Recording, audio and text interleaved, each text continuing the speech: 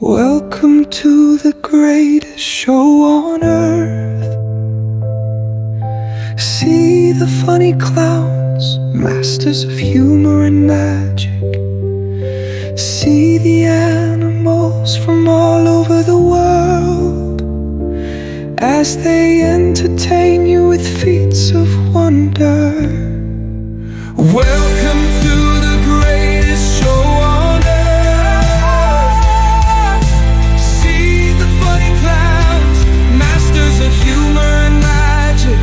Amuse you, see the animals from all over the world as they entertain you with feats of wonder. Come to the big top and see sights you've never seen. Welcome to the greatest show on earth. See the funny clowns, masters of humor and magic. Amuse you, see the animals from all over the world as they entertain you with feats of wonder. Come to the big top and see sights you've never seen.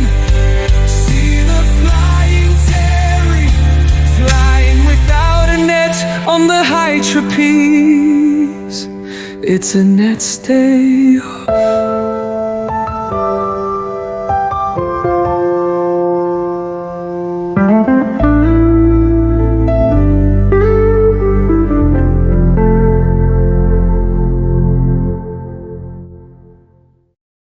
The Magicians, Send in the Clowns by Rachel Lawson. Why do you want to join the circus, Lance? Asked the ringmaster and owner of the Grand Golden Circus. I like to entertain and have had experience. I was a stage magician for years. I felt like trying something new, for a while, said Lance Alexander Sr. We have a lot of people coming to me asking to join the circus because they want to run away with it. The ringmaster Craig Thompson said, I'm glad to hear you aren't one of them. You can bunk in Harry's caravan. A clown opened the door to it. What do you want, Craig? Asked Harry. I got you a housemate. Lance is joining the circus, Craig said. What does he do? Asked Harry. He's a magician and sword swallower. He wants to be a clown according to his resume, Craig said. I'll help him, said Harry. Lance smiled, feeling slightly guilty he had come to kill Harry as a serial killer clown. Harry had not been caught or even suspected yet. But Lance's boss Fate knew and sent Lance to stop Harry's reign of terror. This is Lance Alexander, said Craig. Harry Jenkins is our head clown at the circus.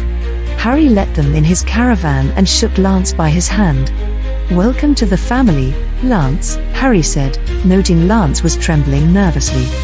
You don't have to worry, we don't bite, said Harry, lying he was a vampire and Lance knew it. Lance smiled amiably. He had nothing against vampires. He raised his niece. She was a vampire, as was her husband and daughter. The thing he didn't like was killers who didn't care about life and the living. Harry didn't care for either.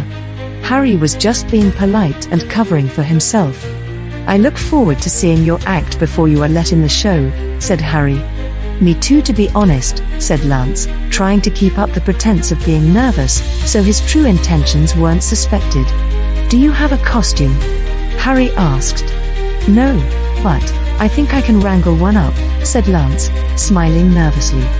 Lance planned to enchant a costume with magic, real magic. He was a great and powerful enchanter, not that he looked it. It's all right, boy, said Harry, trying to calm the younger-looking man. Lance was much older than he seemed. He was 900 years old, but he looked in his mid-20s and had looked that old since he was in his mid-20s. Harry was 200 but looked 40, which was the age Harry had become a vampire. Lance knew Harry was younger but kept up the pretense of young age. Lance smiled. Later in the big top, Lance stood holding a big, great sword. Aren't you going to use a smaller sword? Asked Harry. Lance laughed. No, I like this sword, said Lance, who wanted an excuse to be armed in case Harry misbehaved or found out why he was there. But isn't it too big? Asked Harry, not wanting to see Lance kill himself. He was squeamish. "No," said Lance seriously. "Have you done this before?" asked Harry nervously. "No," Lance said, undaunted. "Are you ready?" asked Craig, walking in the tent. "Yes," said Lance confidently, playing with the sword. He said, "To prove it's a real sword, I shall now do an old Zorro trick." Lance waved the sword and cut a candle with its blade. Harry felt worse. He thought the kid had a death wish. Lance noticed it. This made Lance more confident and brazen. He liked messing with people's minds. Lance swallowed the sword and removed it in an extravagant, swift, sweeping move as if it was nothing. Harry watched on with amazement. "How did you do it?" asked Harry in awe of the trick, which was a basic magic trick for Lance. A magician never reveals his secrets. "I'd have to kill you if I told you how it was done, but I'd happily try it on you," Lance said. Harry laughed uncontrollably, thinking Lance was only joking, but Lance was being deadly earnest. "You kill me," said the laughing vampire. Lance grinned and chuckled darkly. Lance got the job. "Now we send in the clowns to amuse and amaze us," said Craig in the now sawdust-covered ring. "Please welcome our newest clown, the Great Whodunit," said Craig, unsure how the name would be taken by the audience. "He is a magical clown," Craig added. On ran a clown in a flowing black cape in blue with a long ruffled collar on his neck, waving a great sword in the air, while stagehands were placing a candelabra out for him, and then they ran away. The clown, Lance, then slashed the candles, cutting them in half, proving the realness of his sword. "You go, boy," a voice in the audience shouted at Lance. Lance looked at them. It was his father who came to see the performance. Lance's heart raced. He was happy to see a friendly face. In one fell swoop like a crane in a flowing light cape, Lance swallowed the sword. The audience went quiet. Harry watched in wonder from behind a partly open crack in the tent. Lance stood a moment still with the sword in him for tension, and then swept it out and bowed, putting the sword into a scabbard he was wearing, and out came the two other clowns, Harry and Georgina. Harry and Lance and Georgina all clowned around for a while. The audience roared with laughter. It all went wrong when Lance pulled a real red rose out of thin air. Bowing, he gave it to Georgina. The clown, Georgina, smiled and then felt a prick on her finger. She ignored it as they were performing. Harry noticed the finger had blood on it. The sight and smell of blood drove him mad. He swooped in and attacked her bleeding finger. The father ran to the side of the ring and leapt over. The screaming Georgina fell dead.